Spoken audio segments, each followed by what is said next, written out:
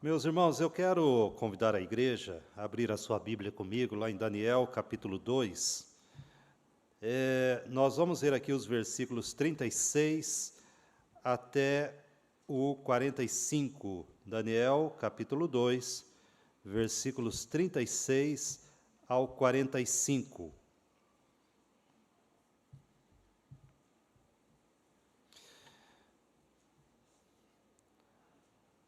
Guardar que todos já encontrem esse texto. Os irmãos acompanhem sua Bíblia. Daniel capítulo 2, versículos 36 ao 45. Diz assim a palavra de Deus: Este é o sonho, e também a sua interpretação diremos ao rei. Tu, ó rei, rei de reis, a quem o Deus do céu conferiu o reino, o poder, a força e a glória, a cujas mãos foram entregues os filhos dos homens, onde quer que eles habitem, e os animais do campo e as aves do céu, para que dominasses sobre todos eles. Tu és a cabeça de ouro. Depois de ti se levantará outro reino, inferior ao teu, e um terceiro reino de bronze, o qual terá domínio sobre toda a terra. O quarto reino será forte como ferro, pois o ferro a tudo quebra e esmiuça. Como o ferro quebra todas as coisas, assim ele fará em pedaços e os esmiuçará. Quanto ao que viste dos pés e dos artelhos, em parte de barro, de oleiro, e em parte de ferro, será esse um reino dividido. Contudo, haverá nele alguma coisa de firmeza do ferro, pois que viste o ferro misturado com barro de lodo. Como os artelhos dos pés eram em parte de ferro e em parte de barro, assim, por uma parte, o reino será forte, e por outra será frágil. Quanto ao que viste do ferro misturado com barro, de lodo, misturar-se-ão mediante casamento, mas não se ligarão um ao outro, assim como o ferro não se mistura com o barro. Mas nos dias destes reis, o Deus do céu suscitará um reino que não será jamais destruído. Este reino não passará a outro povo, esmiuçará e consumirá todos estes reinos, mas ele mesmo subsistirá para sempre. Como viste que do monte foi cortada uma pedra sem auxílio de mãos, e ela esmiuçou o ferro, o bronze, o barro, a prata e o ouro. O grande Deus fez saber ao rei o que há de ser futuramente. Certo é o sonho e fiel a sua interpretação. Vamos orar? Pai Celestial, nós estamos diante da Tua palavra, a qual nós lemos, e dependemos da orientação, da iluminação do Senhor, para que possamos compreendê-la, e dependemos, Pai, que Teu Espírito a aplique aos nossos corações. Assim nós pedimos, Pai, em nome de Jesus. Amém, Senhor. Amém. Meus irmãos, como os irmãos aqui sabem, nós estamos falando sobre a questão do cristão e a política. Então, hoje nós vamos encerrar esta série, e o que eu quero ver aqui, através desse texto e outros textos da Palavra de Deus, falar um pouquinho, então, sobre os governos humanos e, finalmente, o governo de Cristo. A questão a ser levantada, ou as questões a serem levantadas aqui, é qual será o fim dos governos humanos? Para onde eles estão caminhando? Como os governantes devem ver os seus governos? E como esses governantes devem exercer os seus governos? Eu creio, então, que a palavra de Deus tem muito a nos informar acerca disto, para que nós possamos olhar para os governos provisórios que nós temos e ansiar e anelar para o governo permanente de Cristo Jesus. Então, quando nós olhamos esse texto de Daniel, capítulo 2, nós vemos aqui o seu contexto, que o rei Nabucodonosor teve um sonho, e ele sonha, então, com uma estátua, e ninguém consegue explicar o significado deste sonho. E, de repente, então, Daniel traz ao rei, como nós vimos aqui, a interpretação. Na verdade, Deus havia dado ao rei Nabucodonosor um vislumbre do futuro, do que viria, dos reinos que seguiriam, que fariam parte, então, da existência humana até o final. E quando nós olhamos isto, e todos os estudiosos da Bíblia, eles vão falar sobre isto, e como isto se desenvolveu ao longo da história, até chegar aos nossos dias. Como o Senhor, então, naquela época longínqua, já dá àquele rei a interpretação a seu servo Daniel de tudo o que se seguiria. E isso tem muito a nos dizer sobre como nós devemos enxergar, então, os governos. Nós devemos enxergar as autoridades constituídas, sejam elas em todos os poderes, legislativo, executivo, judiciário, como essas autoridades, então, chegam ao poder, o que esperar delas e qual, finalmente, é o fim de cada uma delas. Então, veja que Daniel vai falar no versículo 31 desse texto, quando o rei, então, tem o sonho, né? O livro de Daniel, então, relata isso, do versículo 31 a 35, Daniel está falando do sonho. Tu, ó rei, ele diz no versículo 31, estavas vendo, e eis aqui uma grande estátua, esta que era imensa e de extraordinário esplendor, estava em pé diante de ti, e a sua aparência era terrível. Então o rei viu uma estátua, como Daniel descreve aqui, imensa e de extraordinário esplendor. E essa estátua, então, como narrado aqui, era feita de 5 materiais. Ela era feita de ouro, prata, bronze, ferro e barro. E cada um desses materiais, então, ele é dado, então, por Daniel a uma interpretação ou um significado.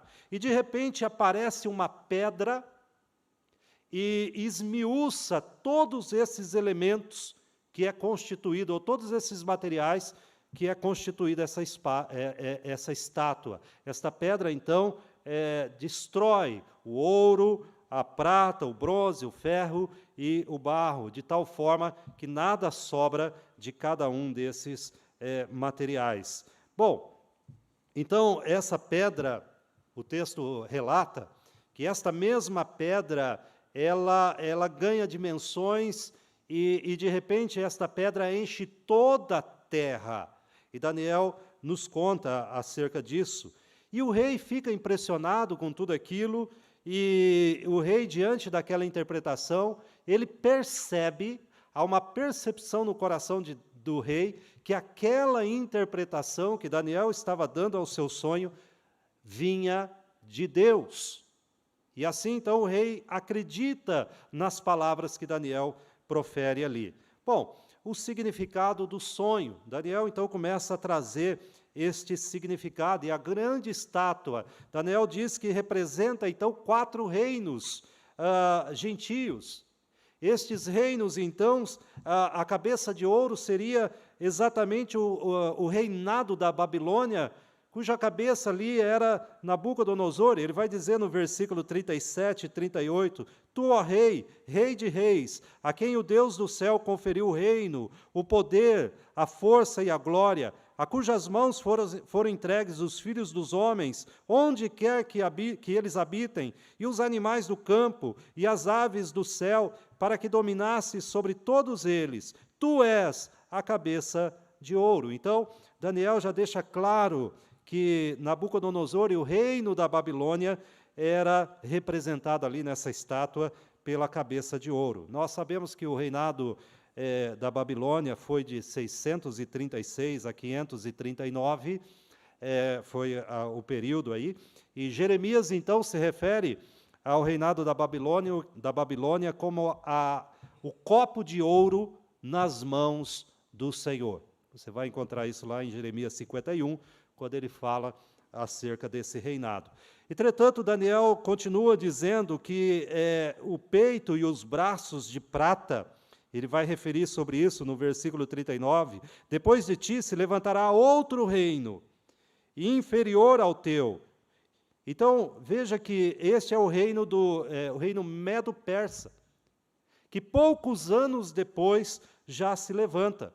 No capítulo 5 de Daniel, se você observar aí o exato momento que isso acontece, no ano 539 antes de Cristo, capítulo 5, versículo 30 e 31, o texto bíblico diz o seguinte: naquela mesma noite foi morto Belsazar, ou seja, já era o descendente de Nabucodonosor, e Dario, o Medo, com cerca de 62 anos, se apoderou do reino. Então é exatamente esta profecia de Daniel que se cumpre alguns anos depois, mostrando então que este peito e os braços de prata era um reino que se levantaria logo mais. Esse reino, então, dura até o ano 330 antes de Cristo. E depois, então, Daniel se refere ao ventre e os quadris de bronze, quando ele se refere a este reino como um reino que abarca toda a terra, os reinos ali. E este reino, então, nós sabemos pela história, quando Daniel fala aqui, era uma profecia, mas nós já sabemos que ele já veio, que é o reino da Grécia, que dura, então, de 330 antes de Cristo até 63 antes de Cristo. Alexandre o Grande estabelece aquilo que foi provavelmente o maior império da antiguidade, o Império Grego. Então aqui Daniel se refere a isto como o ventre e os quadris de bronze. Bom, e ele também fala, finalmente, das pernas de ferro e os pés, as pernas e os pés de ferro e de barro. E nós sabemos que os estudiosos bíblicos, né, se referem, então, a este reino como o reino do Império Romano, que foi do ano 63 antes de Cristo até 475 depois de Cristo, a parte ocidental do Império e a parte oriental do Império caiu no ano de 1453, que foi o Império Bizantino, né? O Império que cai, então, já na nossa era. Bom, Roma era forte, como Daniel diz aqui, que são as pernas de ferro e os pés, se referindo aqui ao ferro, na sua organização, no seu império militar, era de fato um império indestrutível. Mas nós sabemos também, quando aqueles que gostam de estudar a história, que o Império Romano se mistura com muitas nações, e Daniel fala que isto, então, enfraquece o governo, enfraquece o império, e ele se refere a isso com o barro, que traz, então, esta fraqueza, e, de fato, isto aconteceu. Veja que Apocalipse, quando fala do Império Romano, e ele vai nos mostrar que o Império Romano e a queda do Império Romano, depois, no ano 476, nós entendemos pelo Apocalipse que o espírito deste Império Romano continua até os nossos dias, ou seja, quando Apocalipse se refere, então, a Roma, se refere a este império, nós podemos entender que o seu espírito ainda continua vivo entre nós, e nesse sentido, ele ainda não teve fim. Veja que, finalmente, nós podemos aprender algumas questões importantes desse texto, quando nós falamos sobre, então, liderança, quando nós falamos sobre autoridades, quando nós falamos sobre política, governos que são elevados ao poder aí, e nós sabemos que estamos tão próximo das eleições, tão próximo de colocar, então, governantes em situação de autoridades, e nós precisamos ver, então, o que a Bíblia fala sobre isso e o final desses governos. Primeiro, nós precisamos entender e aprender no texto que quem está no controle é Deus. E por várias vezes aqui, então, Daniel deixa isso muito claro ao rei, dizendo, olha, quem deu o poder, quem te conferiu o poder, foi Deus. Ele fala isso no versículo 37, quando ele vai dizer, tu, ó rei, rei de reis, a quem o Deus do céu conferiu o reino, o poder, a força e a glória. Então percebam que Daniel constantemente, como nós costumamos dizer, vai bater na mesma tecla. Quem deu o governo a você Foi Deus. E nós vemos isso sendo repetido não só no livro de Daniel, mas em toda a Escritura Sagrada. Isso é deixado muito claro, que Deus coloca e Deus tira quem Ele mesmo quer. E finalmente nós vemos isso também em Apocalipse, no capítulo 5, quando o texto que foi lido aqui na liturgia, quando o Senhor, então, sentado em seu trono, tem um livro na sua mão direita, escrito por dentro e por fora, e de todo selado com 7 selos. E João, ele fica decepcionado, porque quando o céu e terra são investigados, vasculhados, ninguém é digno, foi encontrado digno de abrir este livro, de mesmo olhar para ele. Então ali se desenrola toda aquela cena no Apocalipse, nos mostrando então que alguém é digno. Há alguém que é digno não só de abrir este livro, mas de desatar-lhe os selos, Jesus. E o que é este livro? E no desenrolar do Apocalipse, nós percebemos que este livro é a história de toda a humanidade. O texto deixa claro que quem tem a posse deste livro comanda todas as coisas. E nós aprendemos ali, então, através de que Cristo Jesus toma o controle de todas as coisas. Ele é também esta pedra que esmiuça todos os demais reinos, que está aqui em Daniel, no capítulo 2, quando nós vemos, então, que uma pedra esmiuça os demais reinos, ou seja, nenhum reino é permanente. Nenhum reino subsistirá. Nós vemos, meus irmãos, que esta estátua, ela é demonstrada aqui, então, que finalmente, por mais poderoso que os reinos sejam, eles sucumbirão diante do reinado de Cristo.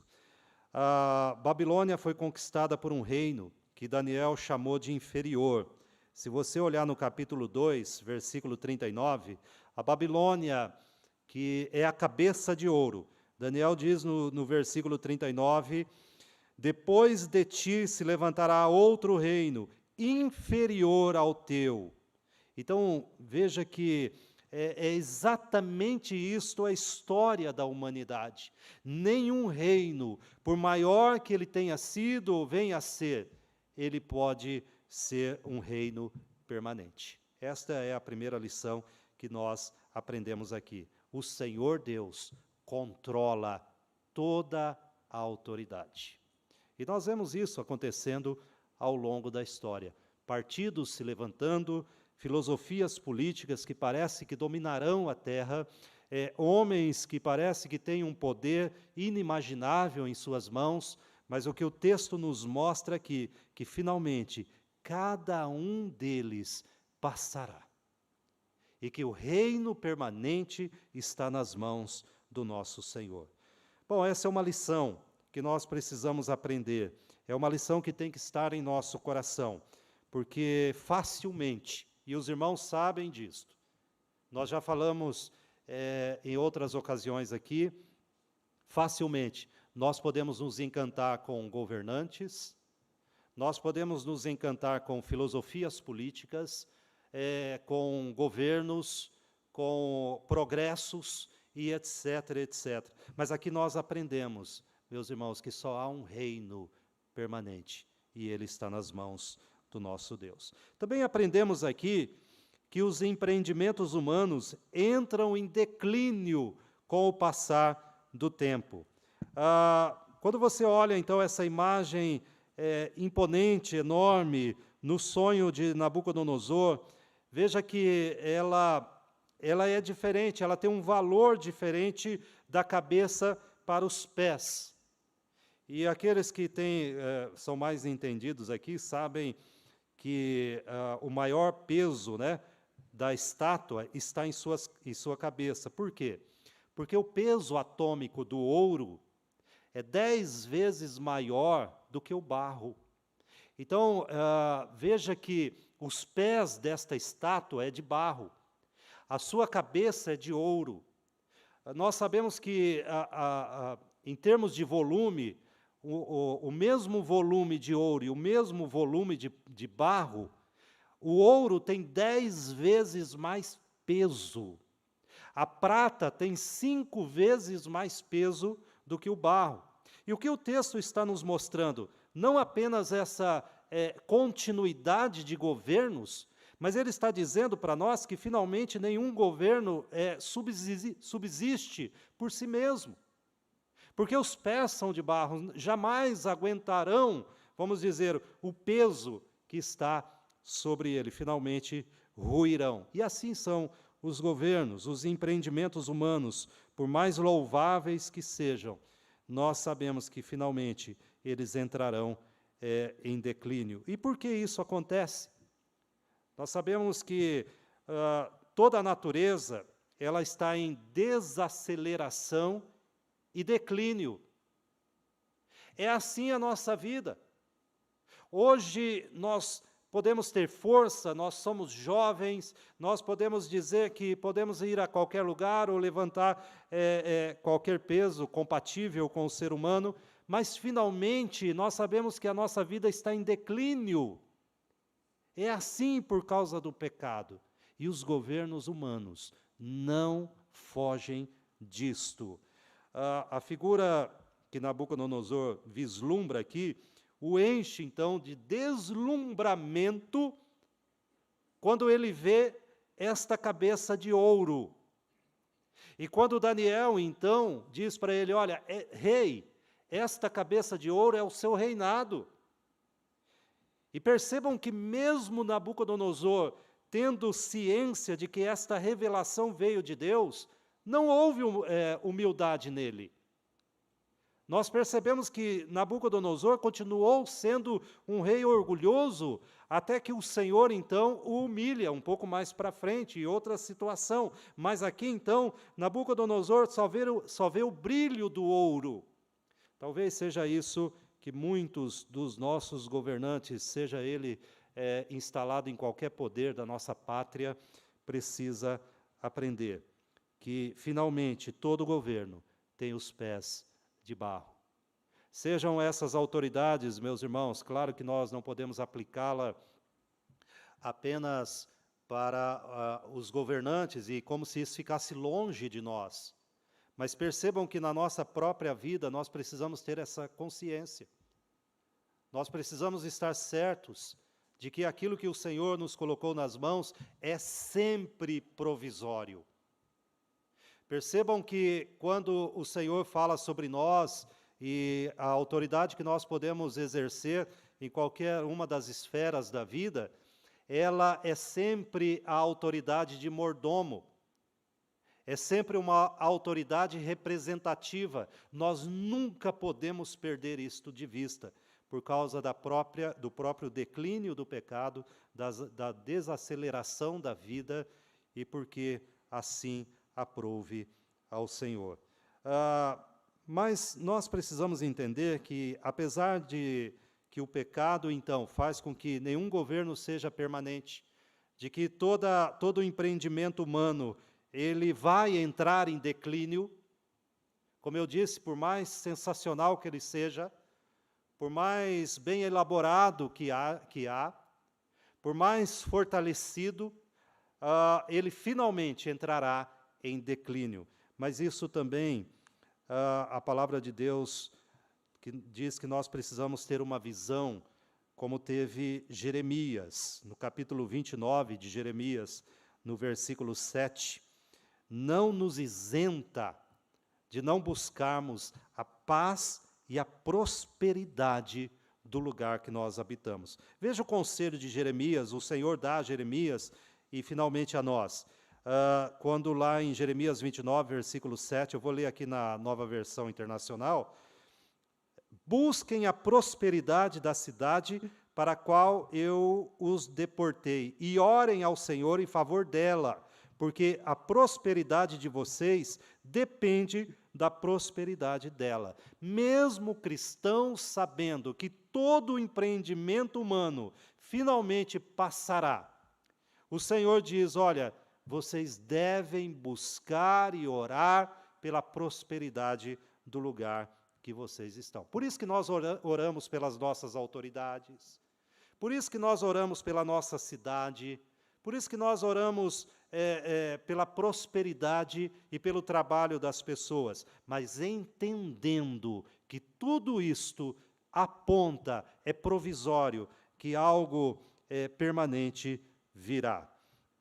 Veja também, meus irmãos, que o capítulo 13 de Hebreus, o versículo 14, ele nos fala que, na verdade, não temos aqui cidade permanente, mas buscamos a que há de vir. Então, ao mesmo tempo que nós entendemos que devemos orar por tudo isto, o nosso coração não pode estar preso a estas coisas. Por quê? Porque o texto de Hebreus nos explica que nós não temos aqui cidade permanente.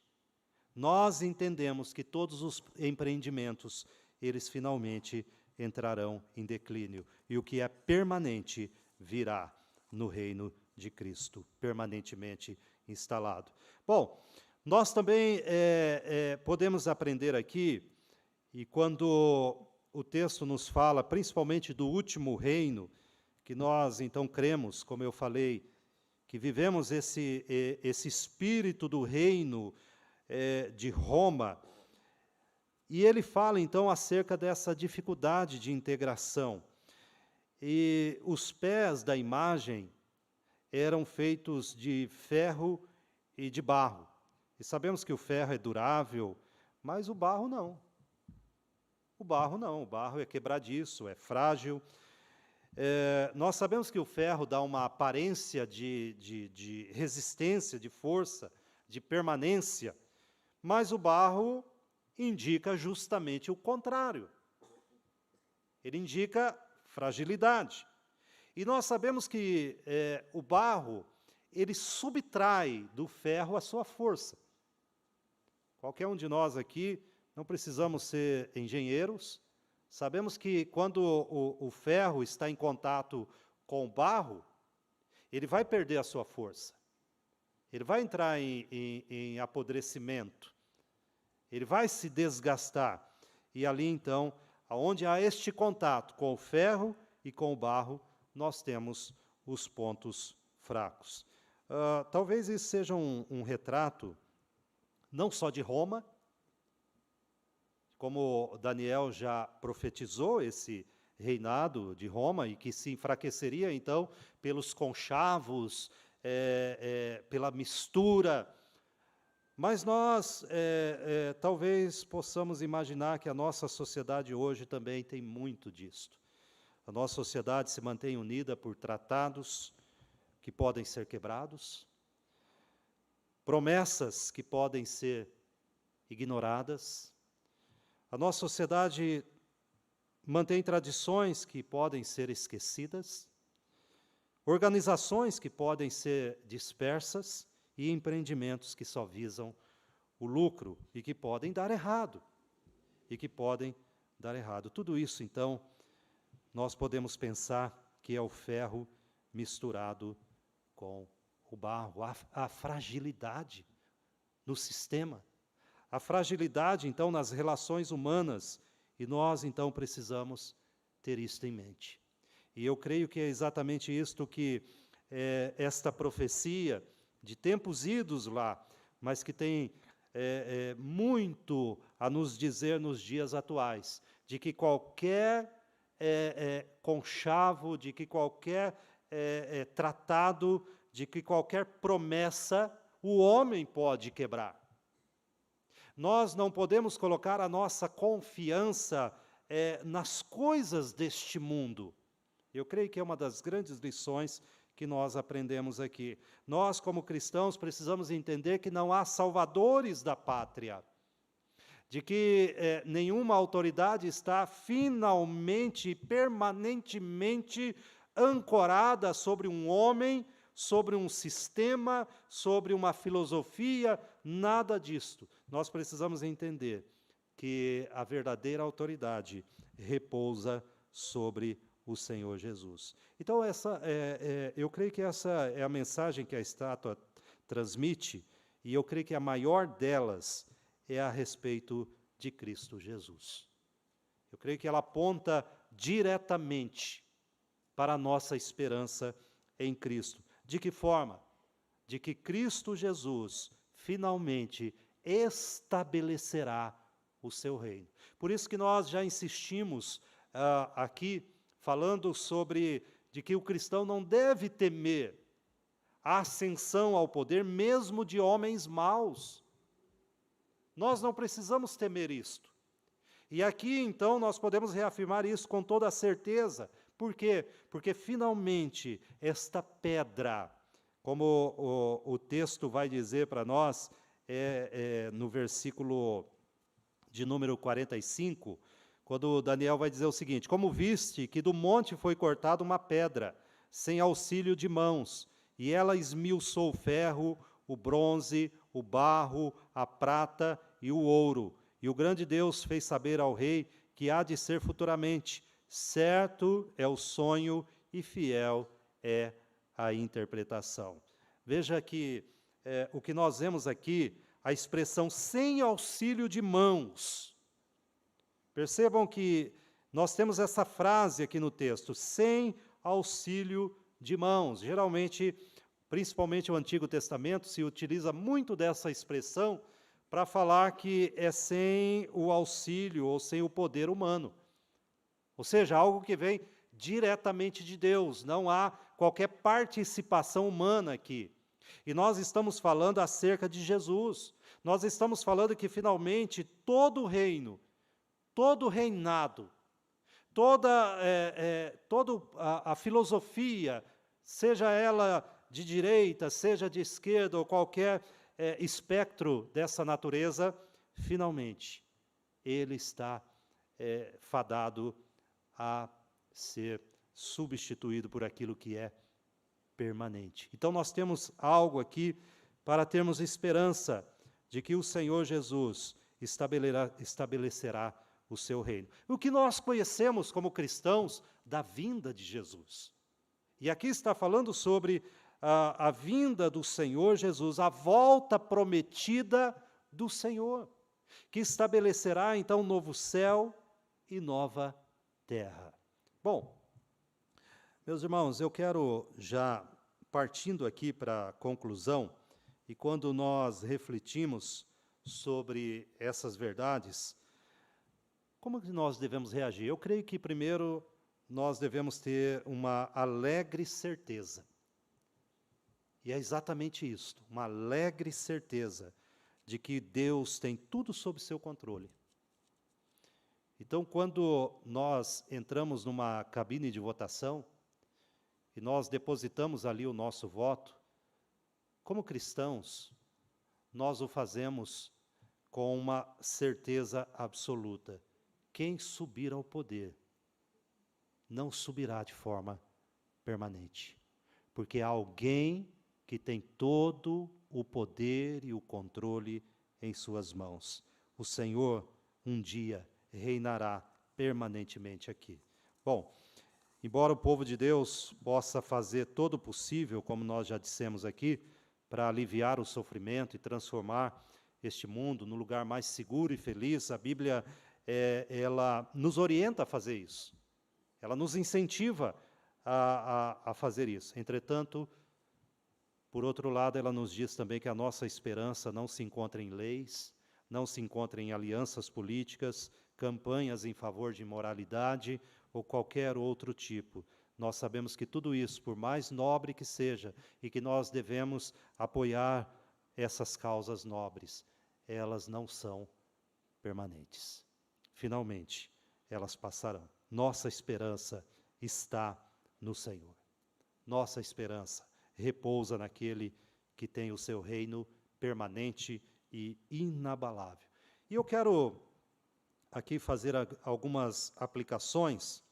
Primeiro, olhando aqui para o texto, o que teria isso significado para Nabucodonosor, enquanto ele estava sentado ali no seu trono, ouvindo esse rapaz, esse jovem judeu, dar a interpretação para ele do sonho, visto que nessa época Daniel ainda era jovem, ele passa pelo reino de Nabucodonosor, e outros reinos que vêm pela frente, ele faz parte. Mas aqui ele ainda é um jovem.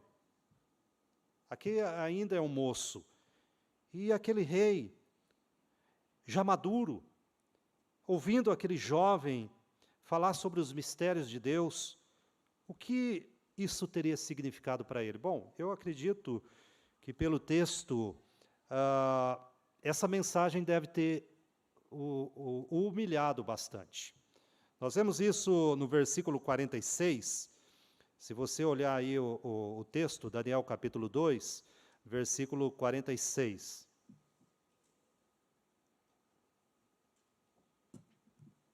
Foi a resposta de Nabucodonosor. Então o rei Nabucodonosor se inclinou e se prostrou, rosto em terra, perante Daniel, e ordenou que lhe fizessem oferta de manjares e suaves perfumes. Quando Daniel diz para ele, olha, as conquistas que você fez das nações e dos reinos não foram realizadas por você. Foi Deus que colocou em tuas mãos. E Deus permitiu que o seu império chegasse aonde ele chegou. No capítulo 2, versículo 37, Daniel diz para ele, tu, ó rei, rei de reis, a quem o Deus do céu conferiu o reino, o poder, a força e a glória. Então, infelizmente, o grande rei esqueceu essa lição. Mas naquele momento, ele se humilha. Ele se esquece depois. E só lá na frente ele vai fazer uma declaração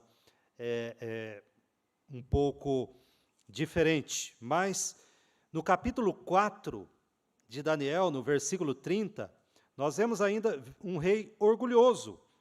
Quando ele diz o seguinte, falou o rei e disse, não é esta a grande Babilônia que eu edifiquei para a casa real, com o meu grandioso poder e para a glória da minha majestade? Então nós vemos aqui que o rei, naquele momento, o seu reconhecimento foi provisório. Só lá na frente, então, humilhado pelo Senhor, é que ele percebe que quem merecia a glória é o Senhor do Senhor, o Rei dos Reis. Então eu creio também que o Senhor, ao dar aquele sonho e permitir que Daniel o conhecesse e explicasse, aqui Deus está demonstrando sua sabedoria e seu poder. Inclusive mostrando para nós que Deus tem as eras já, de acordo com o seu poder, planejada e executada de acordo com o plano divino. Por isso, cristão, crente no Senhor Jesus, não tenha medo. Porque aqui o Senhor mostra tudo aquilo que virá e como ele chegará a termo. Como finalmente tudo isso se desenrolará. A história não está à deriva. A história não é algo cíclico, de que ela vai e volta num círculo sem fim e sem sentido. A história tem começo, meio e fim. E tudo isto planejado pelo Rei dos Reis, pelo Senhor dos Senhores. E finalmente, meus irmãos, respondendo às 3 perguntas, qual será o fim dos governos humanos? O rei Nabucodonosor reinou de 605 a 562. Mas Jesus reinará para todo sempre, e o seu reino não terá fim. Qual será o fim dos governos humanos? Finalmente passarão. De tanto a tanto.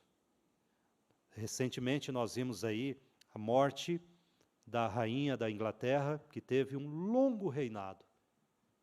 Se não me falha a memória aqui, foram 70 anos reinando sobre a Inglaterra. Mas finalmente, o seu reino chega ao final. E assim é a história de todo governante. E assim é a história de todo império. E assim é a história dos governos deste mundo. Também, como os governantes devem ver os seus governos? Eu acredito que os governantes deveriam ver os seus governos, como eu falei, em qualquer esfera do poder, como governos provisórios. Essa deveria ser a visão de cada um dos governantes, colocados então em cada esfera de poder. Eu estou aqui de forma provisória. Por que isso é importante? Porque isto traria então humildade aos seus governos, uma visão clara de onde ele terminaria. E como os governantes deveriam então exercer os seus governos? Eu também creio que a palavra do Senhor nos mostra e aponta de que os governos deveriam exercer os seus governos em todas as suas esferas como um protótipo ou um governo apontando para o governo de Cristo. Que nós pudéssemos olhar então governantes e governos e pudéssemos ver, olha, este então tenta fazer, apontando para o que Cristo faria ou fará.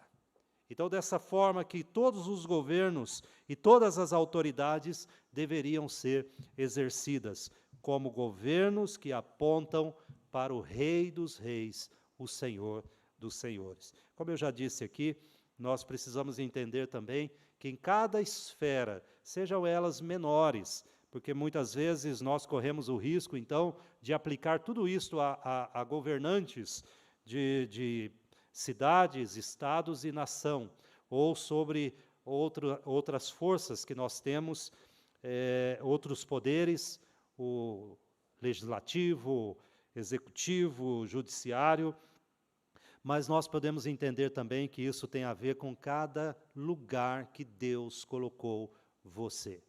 Isso tem a ver com o pai que exerce a sua autoridade, com a mãe que exerce a sua autoridade, tem a ver conosco que exercemos algum tipo de influência ou autoridade sobre algo ou alguém, que nós devemos exercê-la, então, de acordo com aquilo que a palavra de Deus nos orienta.